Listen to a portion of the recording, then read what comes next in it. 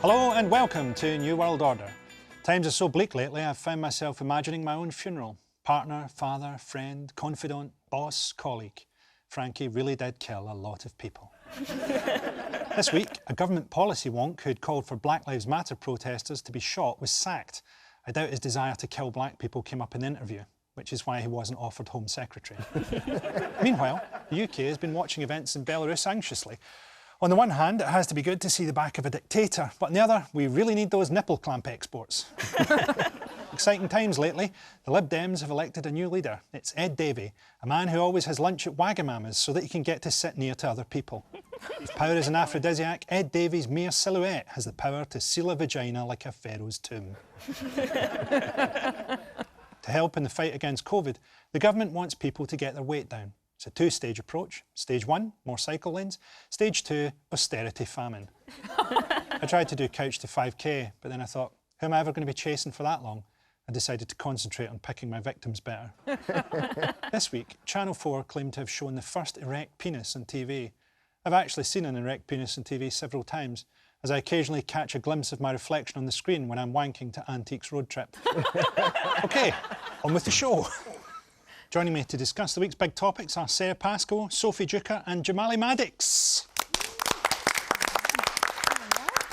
How have you been? What's caught your eye this week? There's one news story I saw where basically they were using robots in care homes to combat loneliness. And it's kind of like a sad state of affairs that we spend millions into technology just so we don't have to phone our grandparents. Or even, like, pay other people to do it. Yeah. There are people without jobs going, oh, old people, no. Yeah. Does it tell them off if they express racist views, or does it just, you know... yeah. That's nod along? That's an extra package. OK. What about you, Sarah? Some of California's on fire because there was a gender reveal party where apparently this pyrotechnics thing went wrong. So basically a puff of pink smoke comes out if it's a baby girl and 7,000 acres of wildfire comes out if it's a boy. And it's really, like, gender reveal parties is an odd thing anyway, isn't it? You've got all these really intelligent people over here talking about how gender is a construct and trying to dictate personality from your genitals is really toxic and unhelpful. And then you've got other people baking pink cakes because someone who isn't born yet has a fanny. Well, maybe the reveal is to the unborn baby that its parents are morons. Maybe this baby's reveal was that it was the Antichrist. Yeah. Anyway, I feel we've rounded up this week's news quite thoroughly. OK, this week's first motion. Black Lives Matter glosses over the complexities of a world where we all need to come together and kill Whitey. This is a subject that's important to me because I was actually brought up by a couple of anti-racists, my Auntie Margaret and my Auntie Jean. I saw the statue of Edward Colston coming down and I thought it was a shame that they pulled down that statue and left the rest of Bristol standing. In Britain, it's hard not to get stopped by the police if you're black and have a nice car. Due to institutional racism, the only way to travel safely in a nice car while being black is to carry an emergency chauffeur's hat.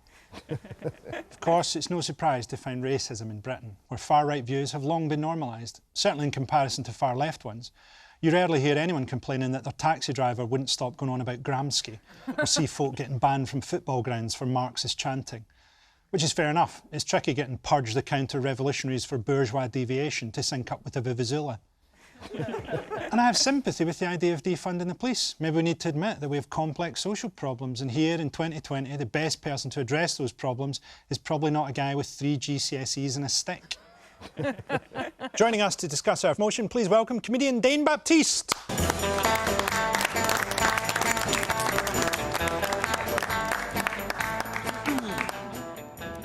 How you doing, Dane? How you been? I've been good. I've been just doing my normal stuff of rationalising my modern existence during the continued genocide of my people, so usual stuff. just chilling. Just chilling, sorry. I know you were being really funny, but if I'd laughed then, it would have looked really insensitive. At this stage, I'm massively numb. It's just the war table now. It's all got all the different ideas that come together. And also, we have all the enemies of Whitey. A woman with an opinion.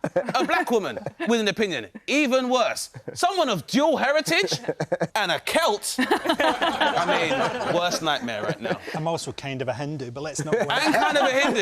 I mean, this is the stuff of white Anglo-Saxon Protestant nightmares right now, so... And that definitely means it's the last episode, unfortunately. Pretty much. It's a really weird show. They started planning a bombing. So it's all going on. I really feel like we are basically at that point where we've just reached the post-war apex of our new civilization, and ideas like whiteness and bipartisan politics just don't really work anymore, particularly in this country where we are always so smugly and obnoxiously outspoken about our atheism and the fact that we're a secular society and how much more we're enlightened than the theological disposition of Americans. Well, then, by that same token, by the Darwinistic definition of race, race cannot exist. Going back to evolution, you know, if every time you're introduced to a stimulus that's going to cause fight or flight and you evolve in order to deal with that stimulus, it's only going to be 2 more generations before black people are bulletproof. I certainly think the idea of white Britishness detached from any sense of its own history is kind of like really dangerous now.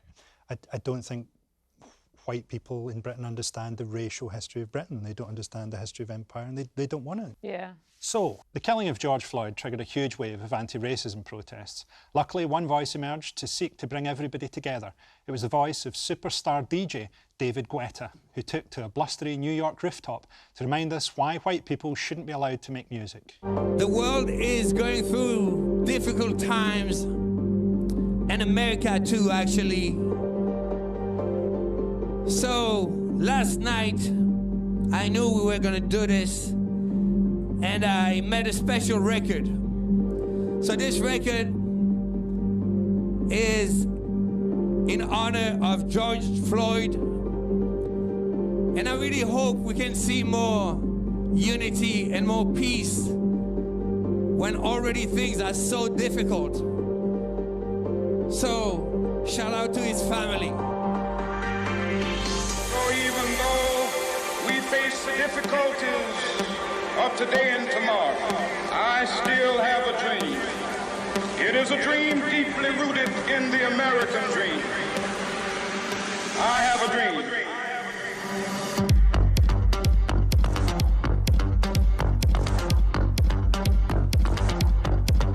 I have a dream that one day this nation will rise up, live out the true meaning of its creed. We hold these... That's the first time I've heard that speech and been like, that's enough. I think the shout-out solved every issue. He said shout out to the family. I think everyone's like, OK, thank God. As if they've requested a song at a wedding. And then it's like anything revolutionary shouldn't be sponsored by Heineken. That's what I'm saying, though. It's a good rule for life. It's just that weird thing of like, he sat there and he made that beat. People were like, yo, that slaps. Yeah, I always loved that speech, but I could never dance to it. And then, yeah. Honestly, that think is mad. It's probably the worst thing that's ever happened on a New York skyscraper. It might be the worst thing that's ever happened to Martin Luther King. I think it's possibly the whitest thing I've ever seen. It's like the whitest beat, the whitest live stream audience that's in there. The man thinks that he can remix racism.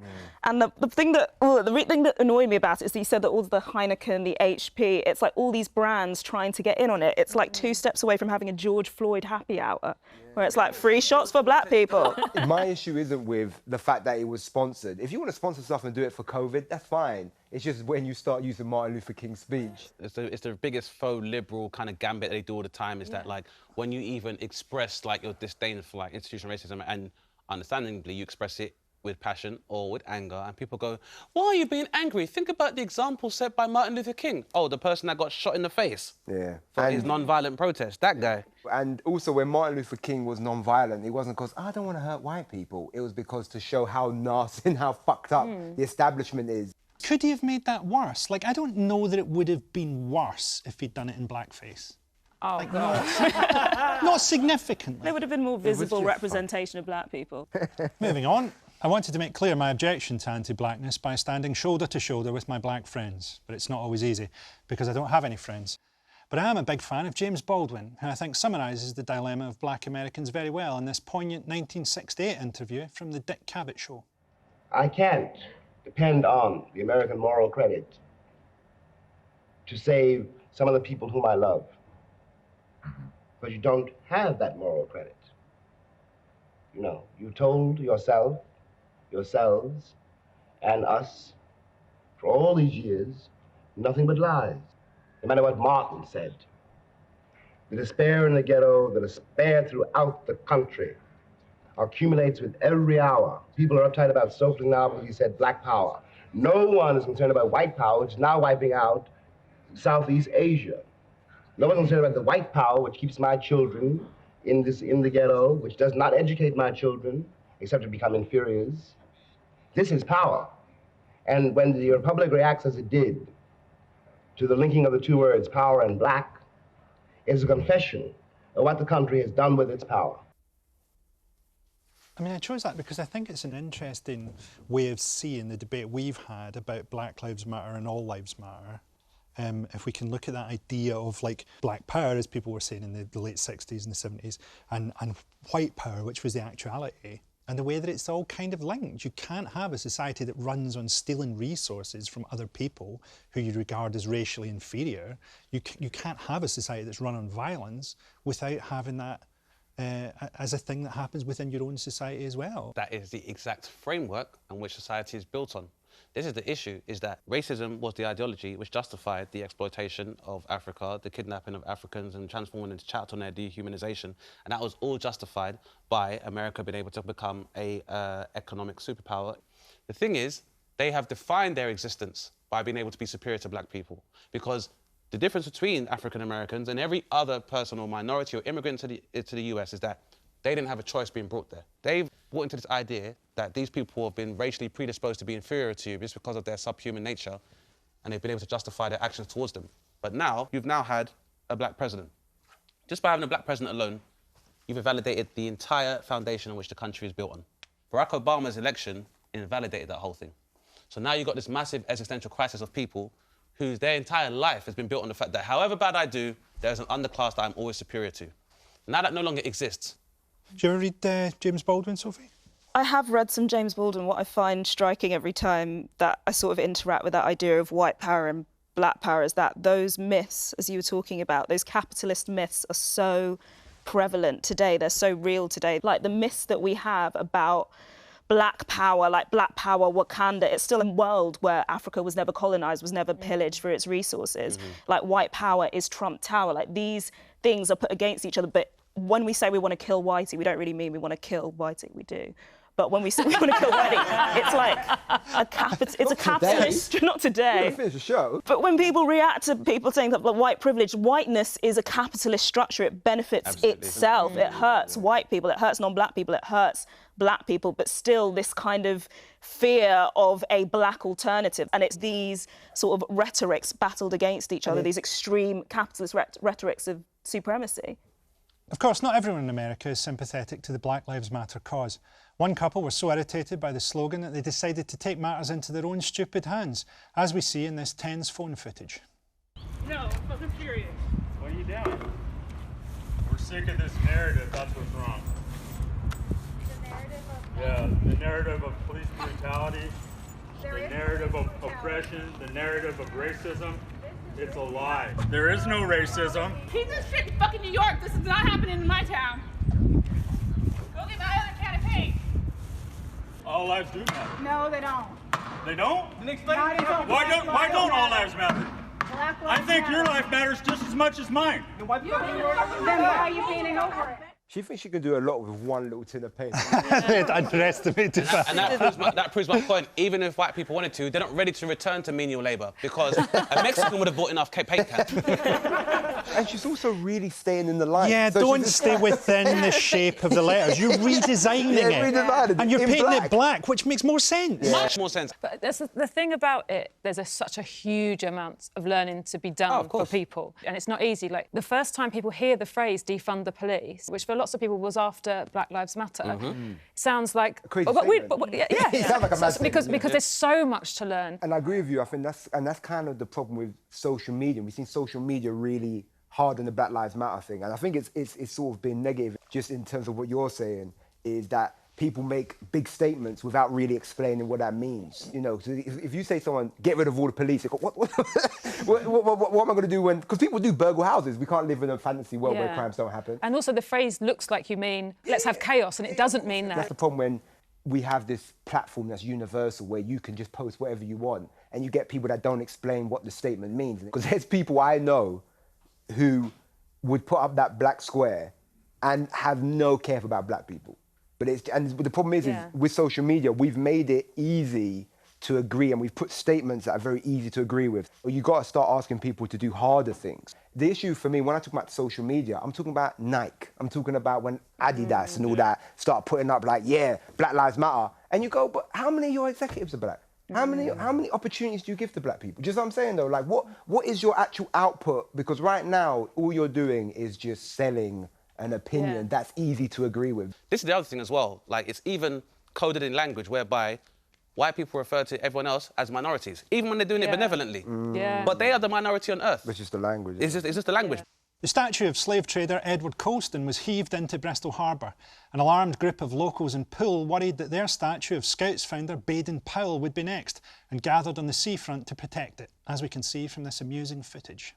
His history has nothing to do with the removal of this statue. So you wanted to stay? Absolutely, yes, 100%. Bringing this I will fight you! And tell me, what's the strength of feeling in the local community? Everyone. There's nobody against it. So what are they going to do? Take the pyramids and Cleopatra's Needle down? The Colosseum. And the Colosseum. They were slaves. They were racist. I like the way that they located themselves within the history of racism. They were like, well, the Romans, now it's our turn. She said Cleopatra's Needle with the energy of someone that had Wikipedia'd it. Minutes I like the idea that that's like tit for tat. Like, if this isn't here tomorrow, I'm taking the pyramids. The people are poor. I also feel like, you know, the weirdest part of it all was that there were no scouts there. I think that was for the best. I've always felt Baden-Powell probably invented the scouting movement on the spot to try and explain a situation he got caught in. You know, where he was like, there's a load of boys in shorts, we're tying knots. It's a whole thing. It's an organisation. It's a group. There are badges. It makes you really look into the history of the Scouts because, like, I think Baden-Powell was really into Hitler Youth. He thought it was a really good idea, and it's just like, over, didn't he? Oh yeah, like get your fire building badge, just light this cross outside this mosque. Couldn't we, with mechanics, with robotics, get versions of these people, these racists of the past, to repay their crimes as kind of giant robots? If you could imply their consciousness back into like a robot. Why not? I mean, like as a nation, watching like Sir Francis Drake repaint a community centre. Can I die now? Have I done enough? Anyway, thanks to Dane.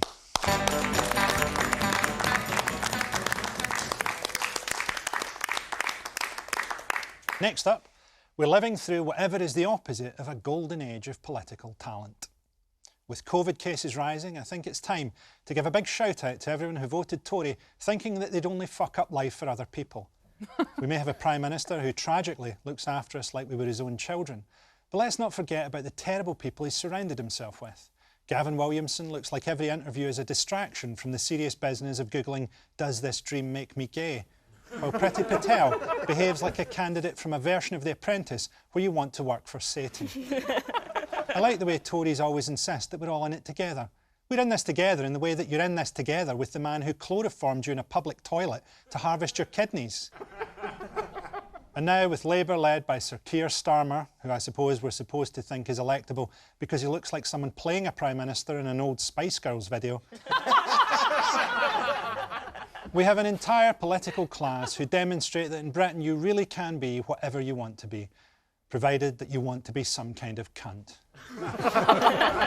Joining us to discuss the state of UK politics, please welcome comedian Jen Brister.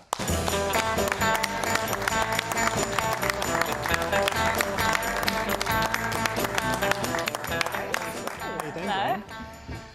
Jen, how are you? Oh, well, not bad. Kids are back at school, so I think it's safe to stop drinking. So, yeah. Were your kids at home?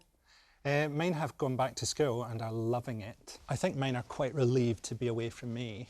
There was a point where I was thinking of doing Taskmaster, and so we were all watching it together, and then my daughter went, "You're not jolly." be a really miserable shot. Me trying to bake a cake with my elbows. What do you reckon to our current political scene? Oh, God, it's so depressing, isn't it? When they talk, is it a golden age of politics? No, it's more like a golden shower, isn't it? I mean, I suppose if I was being kind, I'd say they're quite a young cabinet, aren't they? So they're inexperienced and they're clearly out of their depth. Have a lot of time to get worse. I mean, it's just looking at, even before COVID, but certainly since the pandemic happened. I mean, our Prime Minister willingly tried to get COVID. Then we've got a Home Secretary that is turning away child refugees. And we've got a Health Secretary that was given a free track and trace system, absolutely free, turned it down. If there was a descriptive noun for this cabinet, it would be a shocker. They are appalling. And there doesn't seem to be any kind of, I don't know, opposition. I mean, you look at the Lib Dems. Ed Davey, did anyone notice that Ed Davey got even appointed?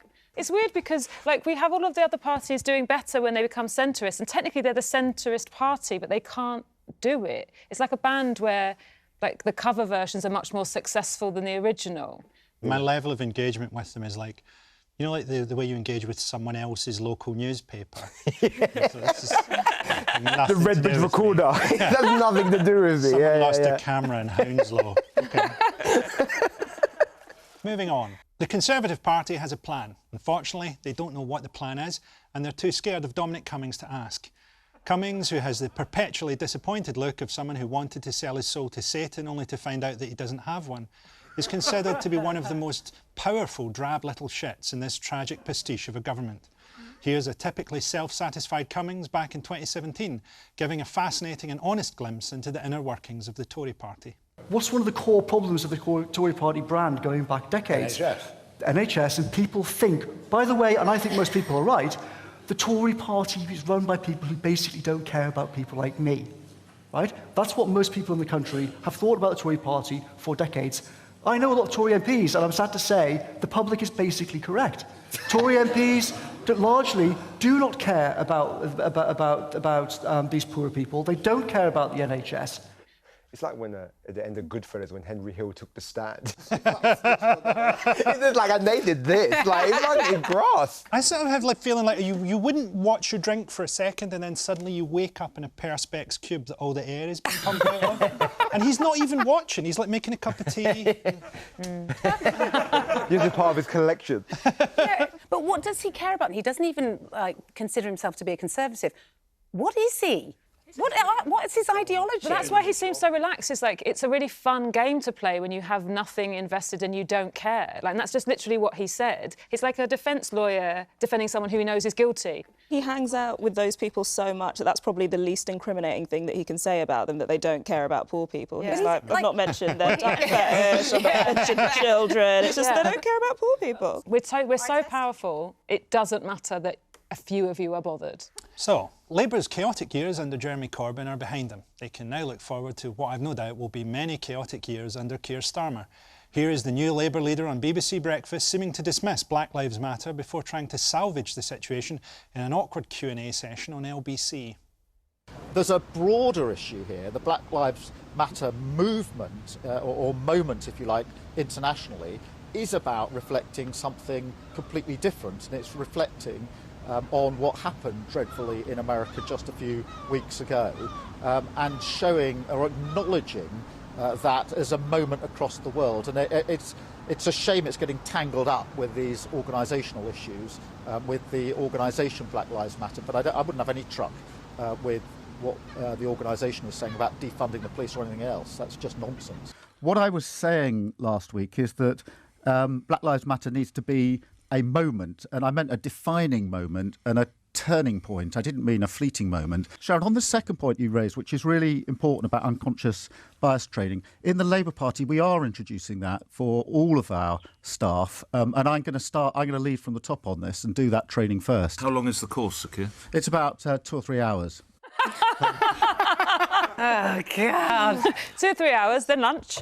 Then we've got 20 minutes on misogyny, 20 minutes on Israel Palestine, then karaoke.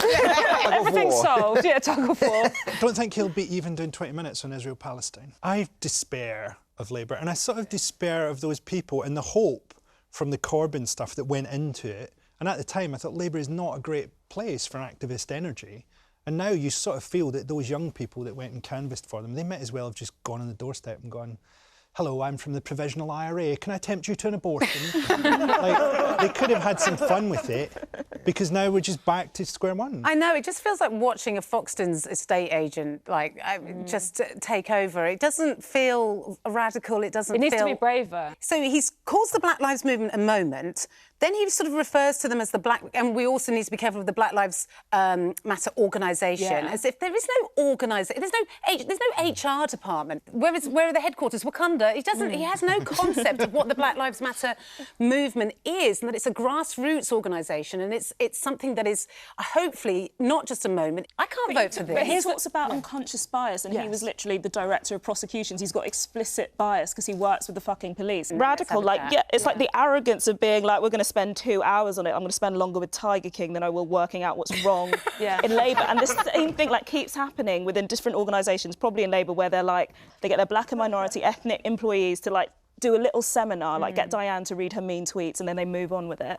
Obviously, this is an imperfect situation, but then all politicians, all leaders are going to be imperfect. And it's not to say that we shouldn't criticise, but it's like, but criticising everyone doesn't make anything better. I mean, I agree with Sarah on that point, and of course, what you don't want to do is encourage people to become disillusioned with politics. But I think what I want from politicians is for somebody to have an ideology, and irrespective of what you felt about Jeremy Corbyn, and there was a lot of things that he didn't do right, at least you understood that he had an ideology that he believed in. It was that he couldn't lead. Maybe that's what we like. Maybe that's what we found so human. So what real-world skills do our MPs have? You may not know this about Home Secretary Priti Patel, but she's actually one of the world's most accomplished amateur bullshitters. Here she is in a bleak interview giving us an absolute masterclass in dodging responsibility. 4 out of 10 children in parts of Barrow are born into poverty. That's not good enough, is it? Well, it's appalling. And of course, but everybody, and it's not just people in Westminster, it's not just at a national level, it's at a local level through the It's the government, and you've had nearly 10 years. Well, it's not the government, though, is it? I mean, everybody just says it's the government, as if it's this sort of like bland blob that, you know, you can just go and blame. So the government's not responsible for poverty? It's not, because it's all parts of society and the structures. Local authorities have a role to play, education, public services, which are locally led and locally run. The one woman in Britain who can orgasm by imagining a slow puncture at sea. I love it when she has to talk about sad stuff, because she's always like smirky McSmirkface. She's just like, well, it's not my fault, is it? Just like, she's so evil when they're like 4 out of 10 children in poverty. She's like, that's appalling, and then regulates what she wants to say, like, it should be more. She's just like... Also, it's not the government's fault, is it? It's like it's funding, and it's schools. But it's not even, she didn't even say it like that. She sort of went, it's actually not the government's fault. I don't know what you heard, but it's actually... And it's like, it is. It's not actually... I know what you heard, but it's not our fault. And it's just like, fucking what the... I will never forgive her for turning her back on child refugees and now trying to politicise, or criminalise rather, the Extinction Rebellion. It's a joke. Does she know what... Does she know what Extinction Rebellion is? My God, they're going to have to arrest 80% of Brighton. Well, that's the end of the show. Thanks to my guests, Sarah Pascoe, Sophie Duker, Jamali Maddox, Jen Brister and Dane Baptiste.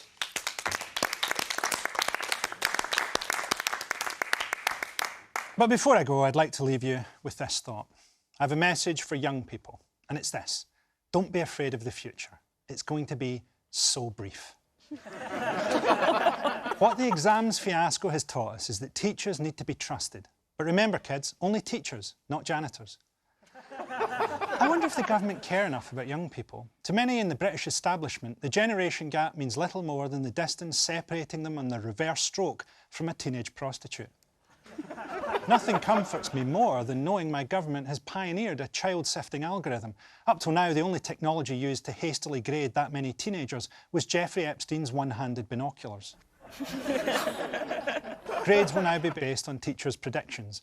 The good news for a lot of pupils is that they're now going to university because they got their drama teacher some weed.